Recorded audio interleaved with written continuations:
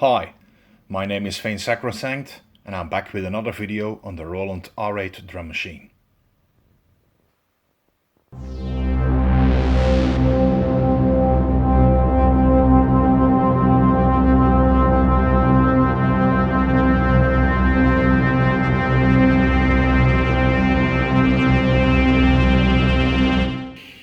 In one of the previous videos I did some explanation on how to set up the R8 as a slave to external gear. And after that I got a question from Gary George asking me if I could explain on how to use the scope edit function on this machine. So once again we need to dive into the menu of the Roland R8. So let's check it out and see how that's done.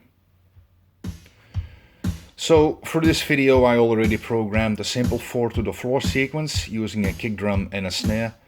If you want to know how this is done, I suggest you check out my other video on how to use the R8 as a hardware sequencer.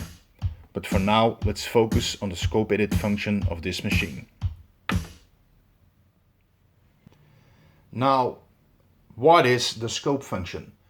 The scope edit function allows you to program high quantized steps in a scale of 96:1, which is, yeah, pretty high. It makes it possible to add up to 8 different sounds on just one step. The number of steps, which can be 6 or 8, depends on what scale you program a sequence. Now, what do I mean about that?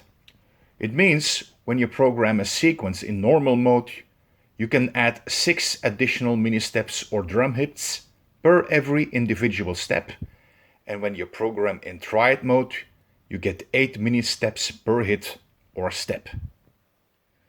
The way to get this done on the Roland R8 is a bit difficult, I have to admit, but once you know how to do it you can achieve some nice drum sequences that really add up to your overall sound.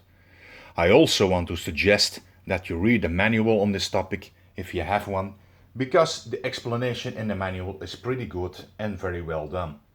If you don't have a manual, you can easily find it online. I'll leave a link in the description below.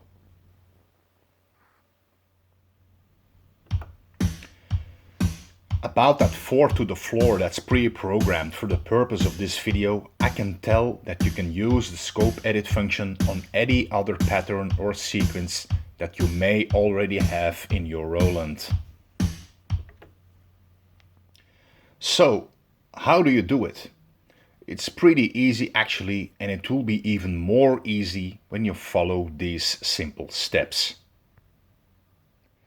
First of all, you need to select an existing pattern in your Roland or program a new one. To select an existing one, simply press the pattern button and select the play option in the menu by pressing the 1 button on the digit section of the machine. This will bring you to the pattern mode of the R8, and here you can choose every pattern by scrolling through them with the off and on buttons.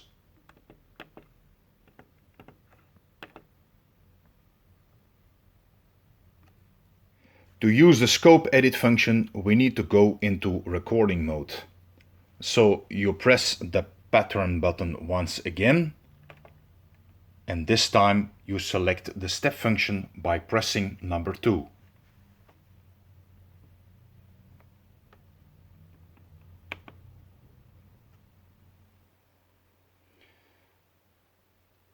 Now we are into step recording mode. In this mode we can activate the so wanted function.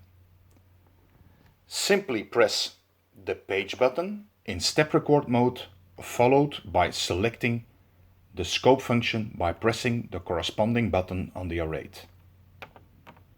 If you do this right, you will see this menu. You do have to pay attention that you are using the same sound bank as the bank you use to program your sequence, else this function will not work or it will not have the desired result that you are aiming for. Now let's say that we want to add additional mini steps on the snare sound in my 4 to the floor sequence. In the scope edit mode, and when you have selected the correct sound bank, you can choose a desired sound by pressing the corresponding pad on the right side of the Roland R8.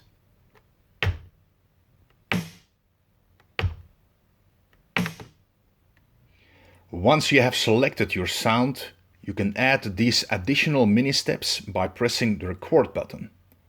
But first we need to dive a little further in the scope edit menu. As you can see in the display, the first line tells you which step you are about to change. This is very important because it tells us on what step we are in the sequence. For instance, if we select our first dry kick, which is obviously programmed on the first step in the sequence, we see a blinking dot on the first mini step of the display. Now, here it can get a bit confusing, because if you are on the wrong step, there is a possibility that on that step there is no sound. And when there is no sound, there will be no blinking dot. Luckily on the Roland, you can see where you programmed your steps or sounds by looking at the grid of the display.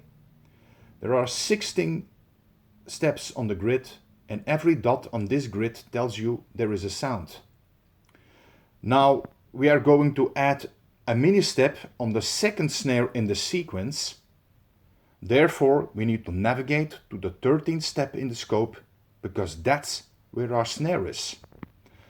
Now in order to do this, you will use your cursor page buttons, left or right, to navigate to the 13th step.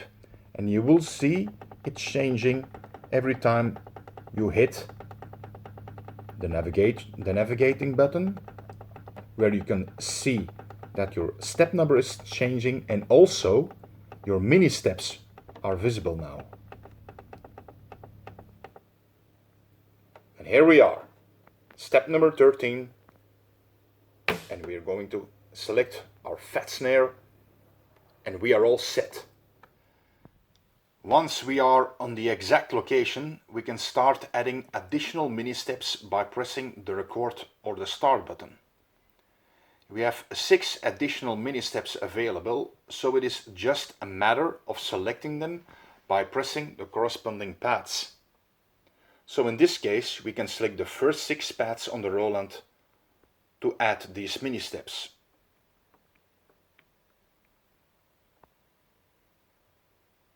So let's try it out.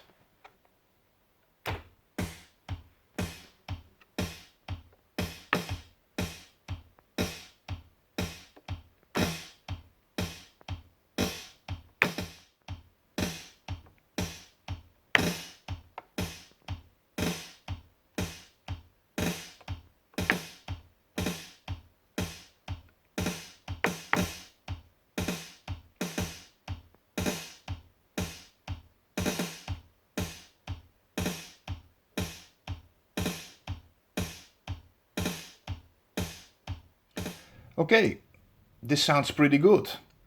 I would like to keep this mini step, but I also would like to add mini steps to my kick drum. So I'm going to select my kick drum and use the cursor page buttons or arrows to navigate, let's say, to the second kick drum in the sequence, which is number 5 on the grid.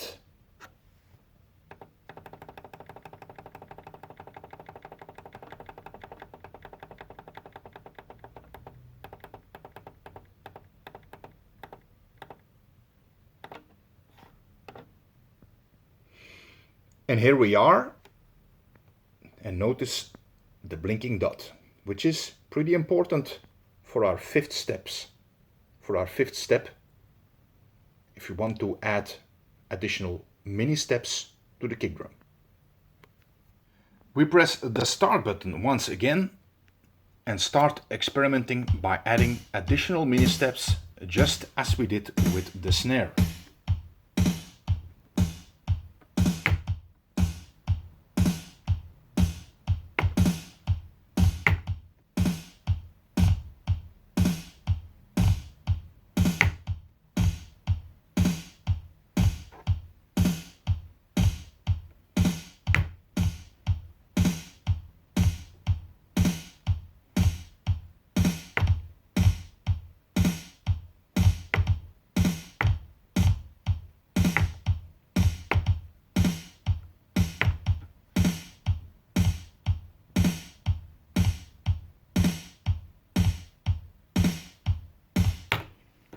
Yeah, doesn't sound extremely good, but you get the idea. Now, another thing you can do in a scope function is to change the velocity or the pitch of the sound that you have selected. You do this by navigating to its exact location on the grid and then select the mini step that you have added.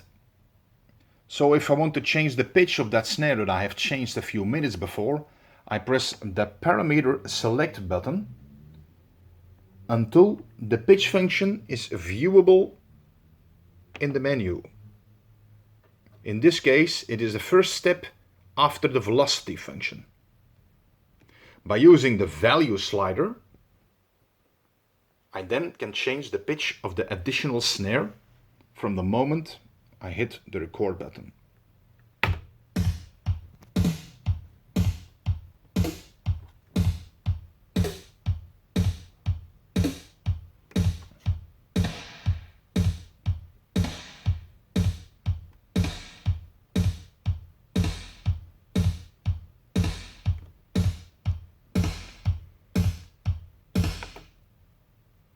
Now, to sum it all up just one final time, you press the pattern button and select step.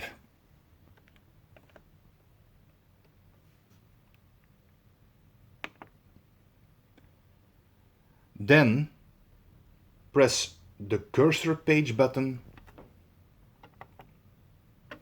and directly after that press the scope button. Select the sound you want to change by pressing the corresponding pad,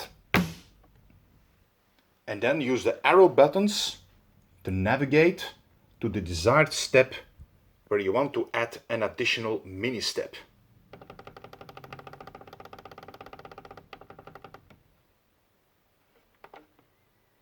Press the start button, and now you can add your mini steps by using the first 6 pads of the R8.